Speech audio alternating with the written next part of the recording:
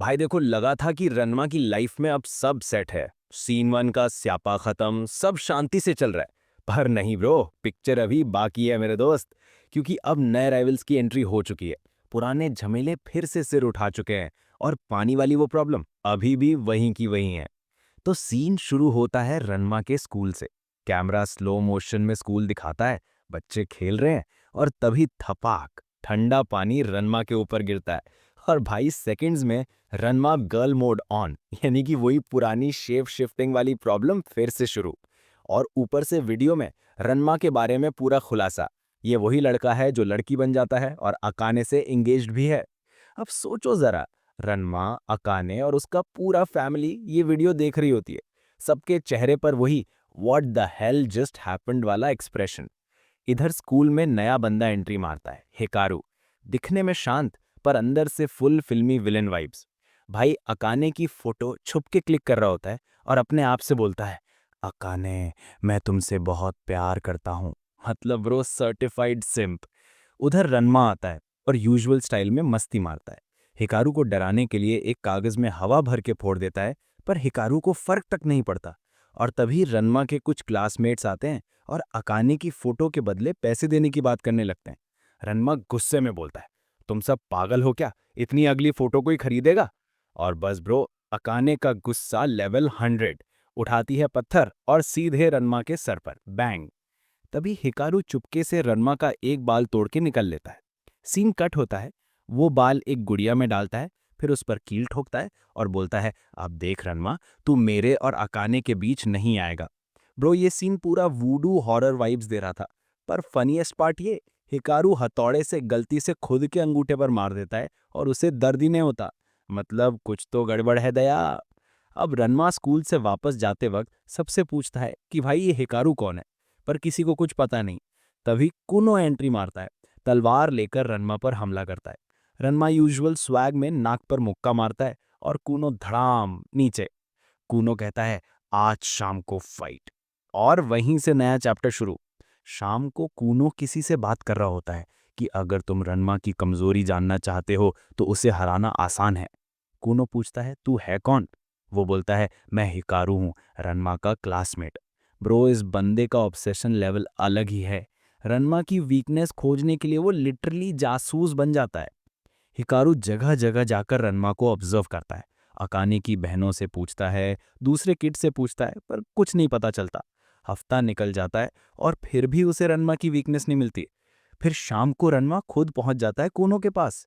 Hikaru बोला था उसके सर पर खड़ा हो जाना, और रन्मा लिटरली उसके सर पर खड़ा हो जाता है। हिकारू अब अलग अलग जानवर फेंकता है रन्मा पर, ताकि देख सके उसे किससे डर लगता है।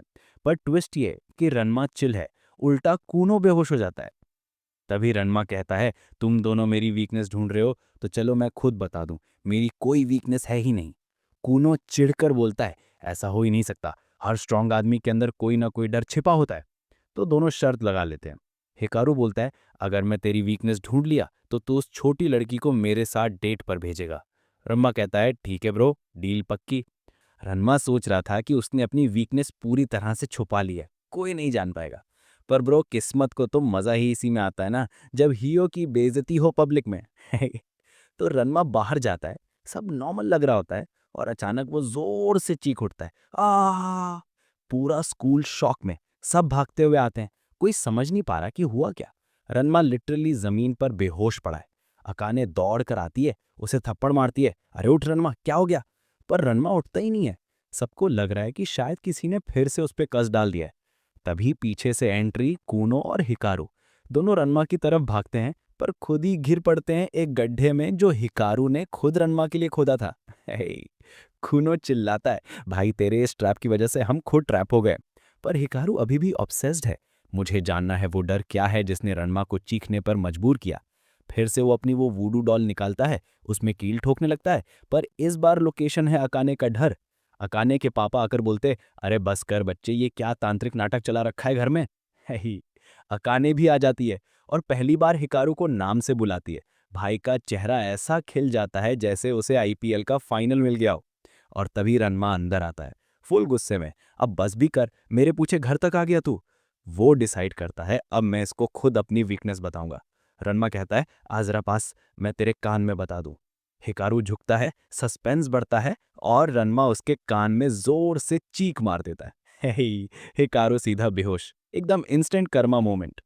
अब सीन कट होता है, रन्मा के फादर एंट्री मारते हैं। सुना रे बेटा, तू आज स्कूल में डर के मारे बेहोश हो गया था। मुझे याद नहीं कि मैंने कोई डरपोक बच्चा पाला है। और बस भाई, पापा फुल मार्शल आर्ट्स मोड में उस पर अटैक कर देते हैं। रन्मा बचने की कोशिश करता है, समझाने लगता है, अरे पापा सुनो तो सही। पर तभी अकाने पूछ बैठती है, रन्मा आखिर तुम्हें डर किससे लगता है? और ध्यान भटकते ही पापा उसे सीधे लात मारकर नीचे गिरा देते हैं। अब अकाने के दिल में क्यूरियोसिटी लेवल 100 है। वो रन्मा के पापा से ही पूछने लगती है, अंकल बताइए ना, रन्मा की वीकनेस क्या है? रन्मा समझ जाता है अब गड़बड़ होने वाली है और तुरंत अपने पापा पर ठंडा पानी फेंक देता है ताकि वो कुछ बोल ही ना पाए। फिर अकाने को बोलता है, मेरी लाइफ में ज्यादा मत घुसो, ठीक है? अकाने फिर भी प्यार से पूछती है, अच्छा बताओ ना प्लीज। पर रन्मा टॉप सीक्रेट मोड में है क्योंकि नीचे फर्श के नीचे हिकारू छिपा है। रन्मा गुस्से में फर्श तोड़ देता है और हिकारू लिटरली नीचे से निकलता है, धूल में लिपटा हुआ। इधर अकाने की बहनें किसी दोस्त की खोई हुई बिल्ली ढूंढ रही होती हैं और इधर रन्मा अपने चेहरे पर पानी मार रहा होता है, सोच में खोया। अगर सबको मेरी असली वीकनेस पता चल गई तो सब हंसेंगे। अचानक उसे पीछे से आवाज आती है। वो डर के मारे झाड़ी में हाथ डाल देता है और अगले पल फिर वही चीख। सब लोग दौड़ पड़ते हैं, हिकारू भी, पर बेचारा सब के पैरों तले रौंदा जाता है। और जब सब देखते हैं, रन्मा जमीन पर पड़ा है बेहोश और उसके सामने एक बिल्ली।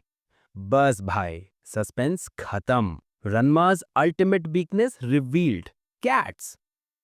रन्मा के पापा उसे ठंडा पानी डालकर होश में लाते हैं। ये तो शर्म की बात है बेटा, तू बिल्लियों से डरता है? रन्मा चिल्लाता है, आपको बोलने का हक नहीं है, ये सब आपकी गलती है। और फ्लैशबैक शुरू होता है।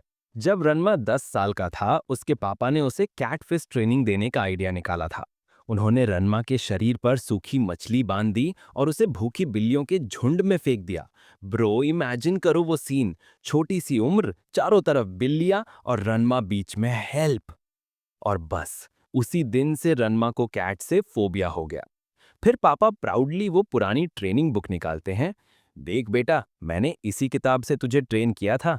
अकाने के पापा बुक पलटते हैं, अगले पेज पर लिखा है, वार्निंग, ये ट्रेनिंग बेकार है, इसे कभी ट्राई मत करो। सब शॉक में, और रन्मा के पापा कहते हैं, अरे ये पेज तो मैंने पढ़ा ही नहीं था। Classic dad moment. और फिर पापा उसे फिर से डराने के लिए बिल्ली उठाकर सामने लाते हैं। रन्मा वहीं फ्रीज हो जाता है। बाकी सब मस्तीखोर लोग चलो रन्मा को परेशान करते हैं और भाई वो उस पर लिटरली बिल्लियां रख देते हैं। रन्मा की हालत, मैं यहां से भाग जाऊं या जमीन में गड़ जाऊं। मतलब सीन ऐसा है कि एक पल हंसी आती है, दूसरे पल सिंपथी और तीसरे पल प्योर क्रिंच। रन्मा का ये cat phobia reveal anime history के सबसे आइकॉनिक फनी इमोशनल मोमेंट्स में से एक है। तो गाइज, अब सस्पेंस खत्म, पर कहानी नहीं, क्योंकि अब रन्मा को अपना डर फेस करना पड़ेगा और हिकारू, वो तो अब भी अकाने के पीछे पागल है। सीन बस यही कहता है, हर हीरो के अंदर कोई ना कोई वीकनेस होती है, पर असली हीरो वो है जो डर के बावजूद हंसना नहीं छोड़ता। और बस आज के लिए इतना ही। अब आपको मिलेंगे नेक्स्ट पार्ट में। अगर वीडियो जरा सी भी पसंद आई हो तो वीडियो को लाइक और चैनल को सब्सक्राइब करना मत भूलना। Thank you for watching.